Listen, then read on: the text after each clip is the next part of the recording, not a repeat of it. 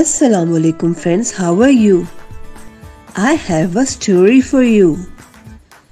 This is a story of Iman. One day Iman went to a park.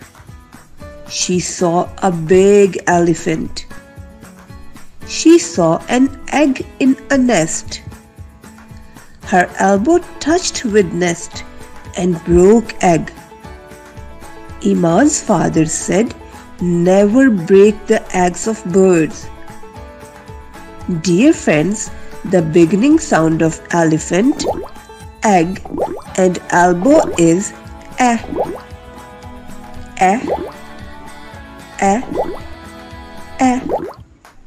Say as eh, eh, eh. Now say with me, eh, eh, eh. Let's read with me. Eh, elephant. Eh, egg. Eh, elbow. Eh, elephant. Eh, egg. Eh, elbow. Eh, elephant. Eh, egg. Eh, elbow.